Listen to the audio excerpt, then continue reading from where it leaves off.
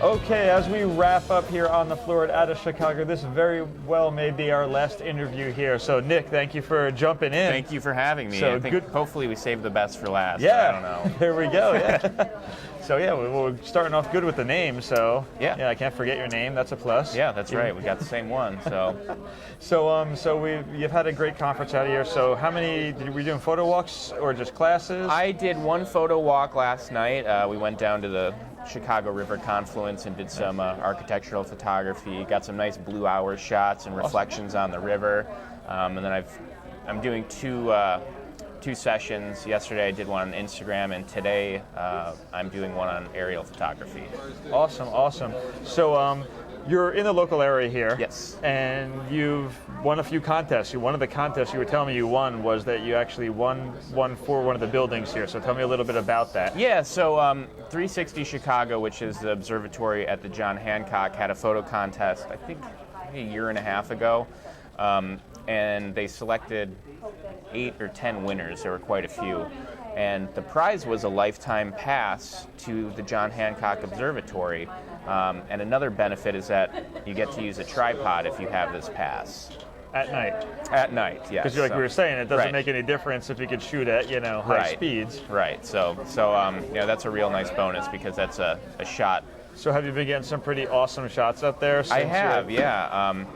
I really enjoy taking advantage of it when there's a storm because that's, real unique weather patterns because, the skyline doesn't change all that much from that view. So, the way to make those photos unique is to capture unique weather from up there. I agree. Or you could stand out at like Ron and I the other night and get soaked. Yeah, I was up there dry while you guys were getting soaked down by Adler, right? I think. Yep. It was working for us, and then it just turned all sour. It dumped real quick. So. So what is your specialty now? You said you've been working with like the pier here in AV Pier. Yep. You've been doing some commercial stuff. So where are you bringing your career? So it's really mostly commercial, kind of focused on architecture. I work with developers, architects, property brokers. But a lot of my other work, like for Navy Pier or stuff I've done for 360 Chicago since I won the contest, is kind of cityscape architecture related. So in some ways, I'm kind of like a travel photographer for Chicago. So a lot of Chicago attractions, I'll work with a lot of Chicago attractions to create photos for them to use for their marketing purposes. Gotcha. Very cool.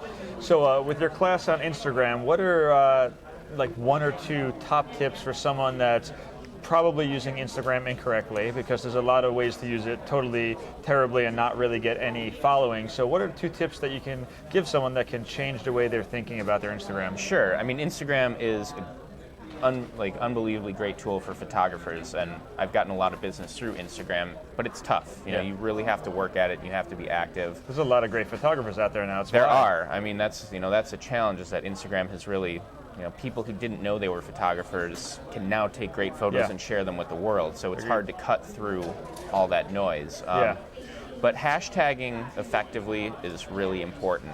And one of my tips would be not to use, if you use hashtags, first of all, put them in a comment. Comment on your own photo with the hashtags.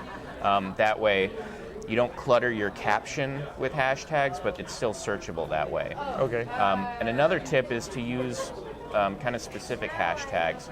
If you tag a photo with sunset or sun or beach, so many people are using those hashtags that it's going to get lost in the shuffle of the hashtag search. So it's kind of important to find photos you like and find photos that, or even followers you really enjoy. See what other hashtags people are using. A lot of them are going to be, a game of tones is one that a lot of people use. And some of the best hashtags are ones you wouldn't think of, because a lot of people who are creating good content are using interesting hashtags as opposed to kind of the generic ones. So, using the hashtag is probably one of your best bets. And another great tip is to be active on it. Don't just push out your content and hope for people to love it. You have to follow other people, comment, engage, and there's a real life community on Instagram. I go out and shoot with a lot of people I've met on Instagram, and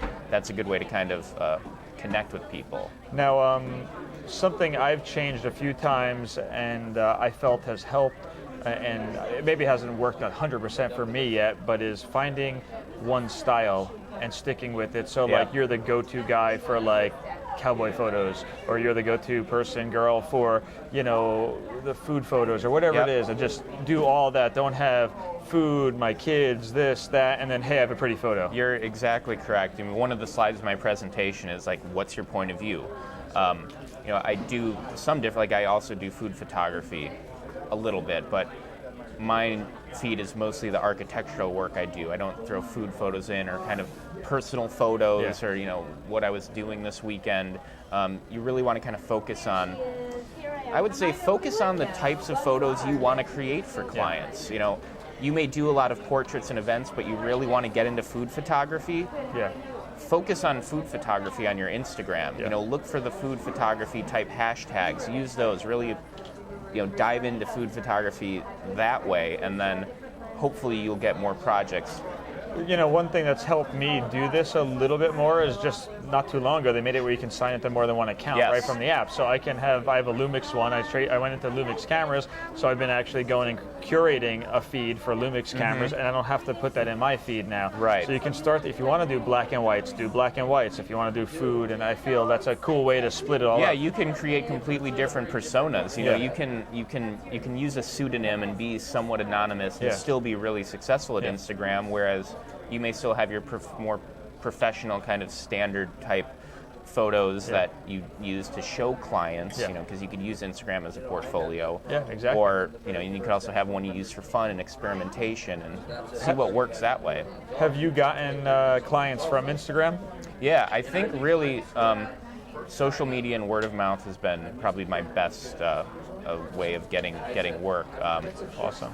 So Instagram it's probably at the top compared to Instagram, Twitter, and Facebook, because Instagram's visual. You know, if you're a great photographer and you're on Instagram, you can be successful.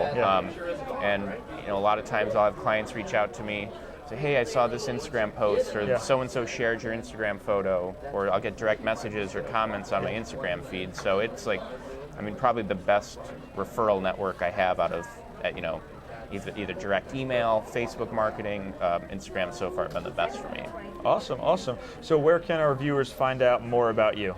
Well, you guys can check out nuphoto.com. That's my website, and there's, you know, links to every possible social media I'm on there. So perfect. Awesome.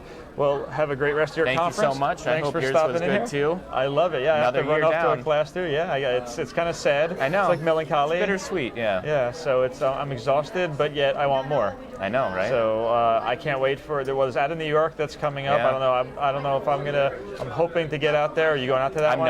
No, I'm not. So I'm hoping. I have to see if the cards fall in the right direction because of what's going on. But maybe get a little more of my feet or whatever. Get a little bit more of this there. If not, next year here. Yeah, for sure. Only 12 months away. I know. Feels like just yesterday we were here. So it goes fast. So awesome. Thanks well, again. Thanks a lot. Have a great show. Thanks, you too.